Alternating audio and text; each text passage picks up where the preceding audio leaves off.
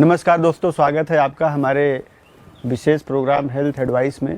और आज हमारे साथ हेल्थ एडवाइस में एक विशेष मुद्दे पे बातचीत करने के लिए उपस्थित हैं डॉक्टर आकृति गुप्ता, जो महंत इंद्रेश अस्पताल में आईवीएफ की हेड हैं, उसको देखती हैं। आईवीएफ आज का एक बड़ा ज्वलंत क्षेत्र है जो निसंतान दंपतियों को संतान देने का काम करता है, यानी बड़ा ईश्वरीय काम है।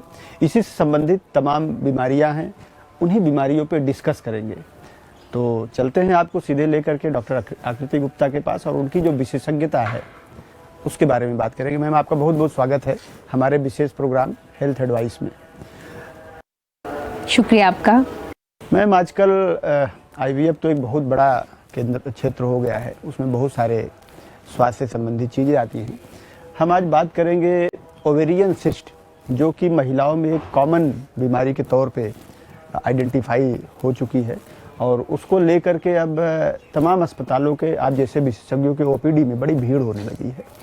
ये क्या होती है, कौन सी बीमारी है, इसके लक्षण क्या हैं और इसका उपचार क्या है, किस तरह से इसको ठीक कर सकते हैं? हाँ, जिस तरह आप बात कर रहे हैं ओवेरियन सिस्ट, आम भाषा में उसको हम जैसे रसोली कहते हैं, तो जो लोगों को अंडेदानी में यानी कि ओवरी, तो उसमें रसोली होती है।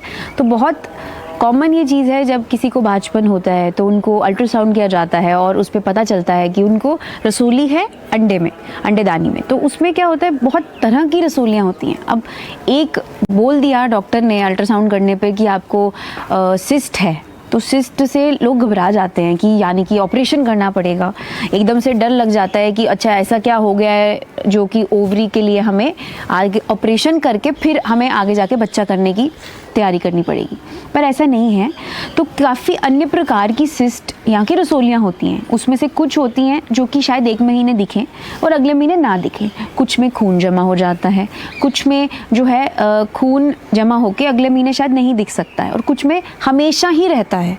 तो अलग अलग प्रकार की पानी वाली सिस्ट, तो कुछ अन्य प्रकार की सिस्ट रहती हैं।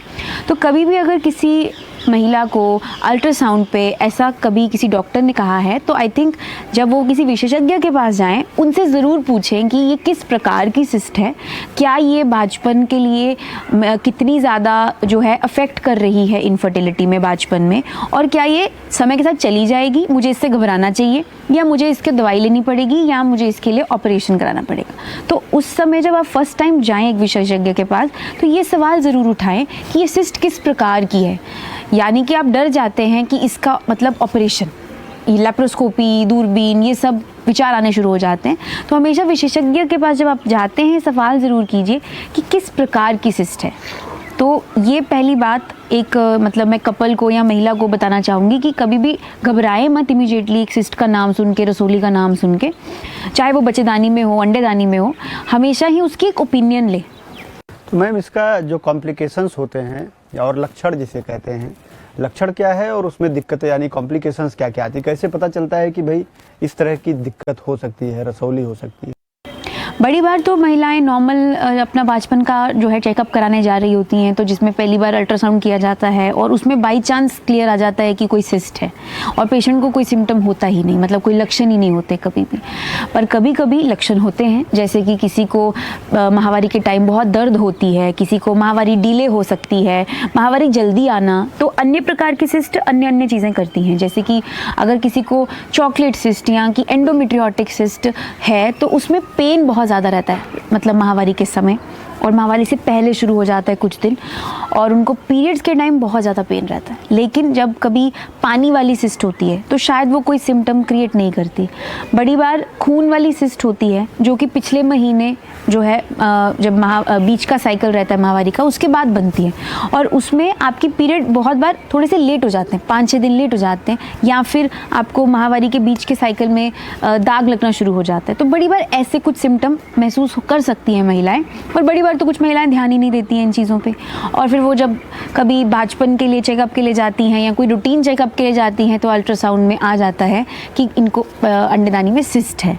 तो सिम्टम होना या ना होना बहुत ही एक मतलब उसमें पतली सी लाइन है, लकीर सी है, कि आप गारंटी नहीं दे सकते कि इसका सिम्टम ज़रूर होगा, और कभी कभी ये सिर्फ एक फर्स्ट स्कैन पे ही पता चलता है। अच्छा, लंबे समय तक अगर कोई सिस्ट बनी रहती है तो उसके ट्यूमर होने का कितना चांस होता है? देखिए वो डिपेंड करता है किस प्रकार की सिस्ट है। फिर अगर कोई पानी वाली सिस्ट है और या फिर कोई खून वाली सिस्ट है, उनमें ये सब जो चीज़ें हैं बहुत ही कम मात्रा में एक्सपीरियंस की जा सकती हैं। बट अगर जैसे आप कहते हैं एंडोमेट्रियोटिक सिस्ट में बात करी थी, उसमें भी जो इंसिडेंस रहेगा ना बहुत ही कम परसेंटेज का है।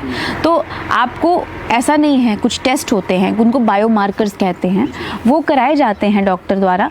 वो सब नॉर्मल रेंज में जब आते हैं तो हम इसको मानते हैं कि ये नॉर्मल तरीके की सिस्ट है। बट अगर वो हाई मात्रा में आते हैं, हमें एक जो आप कह लीजिए ऑन्को सर्जन, जो हमारे सर्जन्स रहते हैं, उनको हमारे गायनोकोलॉजिस्ट में भी आजकल ऑन्कोलॉजी काफ़ी बड़ी ब्रांच हो गई है, उनकी कंसल्टेशन लेके हम आगे बढ़ते हैं। अच्छा, इन सिस्ट का इलाज पे आते हैं। अगर कोई सिस्ट है, जैसा कि आपने कुछ प्रकार बताए उनके टाइप्स, उनका इलाज किस तरह से होता है? और उसमें अगर खर्च की बात करें, क्योंकि देखिए भारतीय समाज में बहुत सारे ऐसे पेशेंट भी होते हैं, फाइनेंशियली कोई हायर डॉक्टर्स नहीं कर सकते, कोई अच्छे अस्पताल में नहीं जा सकते, तो उनके लिए क्या सुझाव देंगे कि किस तरह से इसका इलाज कराएं और कितना खर्च आ सकता है? अगर तो देखिए सिंपल सिस्ट रहती है, पानी वाली सिस्ट रहती है, बहुत बार जब साइज़ है जो देखा जाता है उसका, और देखा जाता है कि क्या वो किसी को दिक्कत दे भी रही है कि नहीं। अगर उसका साइज़ कम है, आप मान के चलिए 4 सेंटीमीटर से कम है, महिला कम उम्र की है, उसको अगर बांझपन है या नहीं है सपोज़, तो हम इस सिस्ट को ऑब्जर्व करते हैं, हम इसके स्कैन कराते हैं, जैसे कि 1 या 2 महीने के बाद। अगर ये खुद घुल जाए तो ठीक है, अगर नहीं घुलती है खुद ब खुद तो फिर हम इसकी दवाई देते हैं। अब दवाई 2 से 3 महीने की भी हो सकती है, और 21 दिन की मात्र आप गोलियां देते हैं, जिसको आप आम भाषा में आपको कह सकती हूँ कि जो कॉन्ट्रासेप्टिव पिल्स रहती हैं वो ही दी जाती हैं ताकि वो घुल जाए, हार्मोनल पिल्स। मोस्ट कॉमनली यही हम एक ट्रीटमेंट करते हैं जब पानी वाली सिस्ट होती है। और बट अगर पानी वाली सिस्ट का साइज़ बहुत बड़ा हो या वो दर्द दे रहा हो और वो दवाई के बावजूद भी ना जाए, तो फिर हम इसको दूरबीन द्वारा निकाल सकते हैं, जो कि एक बहुत सेफ ऑप्शन है। दूरबीन आपको पूरा का पूरा चीर कर जो है पेट फाड़ कर ऑपरेशन करने की आवश्यकता आज के युग में तो नहीं है, तो आप डेफिनेटली लैप्रोस्कोपी द्वारा इस सिस्ट को निकाल सकते हैं। और इसमें आजकल आप आयुष्मान के माध्यम से ये सब सुविधाएं उपलब्ध हैं, तो आपका खर्चा बहुत ही मिनिमल हो गया है। और आप प्राइवेट में बात करें तो डेफिनेटली दूरबीन जो है 30-40 हज़ार तक की तो पड़ी जाती है। बट अगर चॉकलेट सिस्ट हो, या अगर आप कहें कुछ आपको दिख रहा है कि सिस्ट कभी कभी, जैसे कि आप मतलब किसी को एंडोमेट्रियोसिस भी एक बीमारी कहते हैं हम, उसके साथ साथ उनको सिस्ट बन जाती हैं ओवरी में, वो होती है, उसके लिए भी सेम तरीका अपनाया जाता है। अगर वो पेन दे रही है, बहुत ज़्यादा अधिक दिक्कत दे रही है, हम कुछ महीने तक 3 से 6 महीने तक दवाई द्वारा उसको देखते हैं। अगर उसके बाद भी हमें उसमें रिस्पांस ना मिले अच्छा, फिर हम सर्जरी की तरफ जाते हैं। एक सवाल और है मैम कि ये जो रसौलियाँ होती हैं, आपने उनके प्रकार भी बता दिए, उनका इलाज भी किस तरह से होता है बताया। इसके खतरे क्या क्या हो सकते हैं, संभावित खतरे, जैसे बाझपन में, संतान उत्पत्ति में, कहाँ पे कितनी दिक्कत आती है इससे?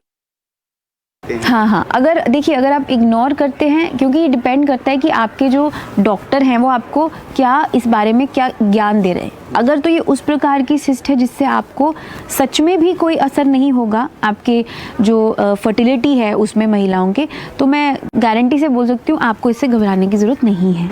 पर कुछ सिस्ट ऐसी रहती हैं, जैसे कि स्पेशली एंडोमेट्रियोटिक सिस्ट जिसे हम कहते हैं, वो होती है, तो उसमें क्या रहता है कि वो आगे पीछे के जो अंडे सही भी रहते हैं उनको भी ख़राब करती है। तो बड़ी बार डॉक्टर आपको वार्निंग दे देते हैं कि प्लीज़ इसका या तो दवाई लीजिए या इलाज करवाइए या फिर जल्द से जल्द कोई ट्रीटमेंट कराइए, ताकि ये बाकी अंडों को ख़राब ना करें, क्योंकि वो अंडे की क्वालिटी पे भी असर डालती है। बट सारी सिस्ट ऐसी नहीं होती, सारी सिस्ट अंडे की क्वालिटी को ख़राब नहीं करती हैं और ना ही अंडे की मात्रा को घटाती हैं। तो कुछ सिस्टों में फिर आप डॉक्टर की ओपिनियन लेके ही आगे बढ़ सकते हैं। बट अगर ऐसा कुछ रीज़न आता है जिससे कि आपको ये मतलब हिंट मिल जाए कि आगे जाके हमें फर्टिलिटी में ज़्यादा कुछ इशू डालने वाली है, तो आई थिंक आपको डिले नहीं करना चाहिए, 1-2 डॉक्टरों की राय लेके उसका उपचार कराना चाहिए। बिल्कुल मैम, आपने रसौली का प्रकार भी बता दिया, उसका इलाज कैसे होता है और उसके खतरे क्या क्या हैं। अब आपसे मैं ये जानना चाहूँगा कि ये जो रसौलियाँ होती हैं, ये नॉर्मली किस एज ग्रुप में ज़्यादा होती हैं? यूजुअली आप देखिए आजकल हम अडोलेसेंट्स, जैसे कि आजकल अडोलेसेंट्स एज ग्रुप रहता है, जो सिंपल सिस्ट रहता है, फॉलिकुलर सिस्ट रहता है, जैसे पानी वाली सिस्ट रहती है, ये मोस्टली जो है यंग एज में जो अडोलेसेंट एज ग्रुप रहता है उसमें भी देखी जाती है, रिप्रोडक्टिव एज ग्रुप में देखी जाती है। और ओवरऑल आप मान के चलेंगे सभी सिस्ट तब तक रहेंगे जब एक महिला की रिप्रोडक्टिव एज ग्रुप रहेगी, जो कि 15 से 45 ईयर्स रहता है। बट आप इसको मेजॉरिटी टाइम्स 25 और 35 ईयर्स के, मतलब 25 टू 35 ईयर्स के एज में देख पाते हैं।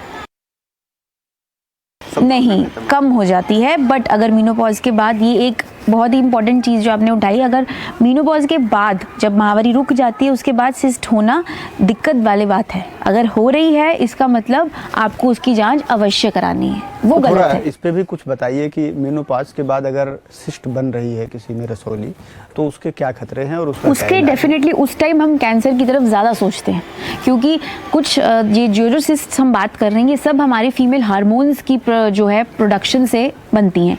अगर ये प्रोडक्शन जैसे मीनोपॉज में बंद हो जाती है तो आइडियली सिस्ट बनना भी बंद होना नहीं चाहिए, जो कि एक आम महिला के लिए समझना ज़रूरी है। बट अगर ये चीज़ बन रही है माहवारी रुकने के बावजूद भी, या कोई आपको दिख रही है, ऐसे लक्षण आ रहे हैं, सिस्ट बन रही है अल्ट्रासाउंड पे, तो इसका मतलब बॉडी में कहीं ऐसा तत्व प्रोड्यूस हो रहा है जो कि नहीं होना चाहिए था अभी। तो इसीलिए उसको जांच करना ज़्यादा ज़रूरी है उस टाइम पे, जबकि वो माहवारी रुकने के बाद की बात है। तो उस समय जब नॉर्मल मतलब आप कह लीजिए महिला जब यंग है या जब वो बच्चा करने का प्रयास कर रही हैं, उस टाइम इसकी इम्प्लीकेशन अलग है। जैसे लोगों को डर लगता है कि इससे पीरियड इरेगुलर हो जाएंगे या इसको बांझपन हो जाएगा, उस टाइम इसके खतरे अलग है। लेकिन माहवारी रुकने के बाद मीनोपॉज में इसके खतरे अलग हैं। उस टाइम कैंसर की तरफ हम ज़्यादा सोचते हैं। ठीक है, बहुत सारी बातें आपने बताई मैम, और आप हमारे शो में आई, आपका बहुत बहुत धन्यवाद। और आपने सुना डॉक्टर आकृति गुप्ता को, रसौली के प्रकार, उसका क्या लक्षण होता है, किस तरह से उसका इलाज किया जाता है और उसके क्या खतरे हो सकते हैं अगर हम उसको इग्नोर करते हैं। अगले सप्ताह मिलेंगे ऐसे किसी अन्य शख्सियत के साथ जो आपके हेल्थ को लेकर के कुछ अपनी विशेषज्ञता शेयर करेंगी। तब तक आप देखते रहिए JK 24/7 न्यूज़।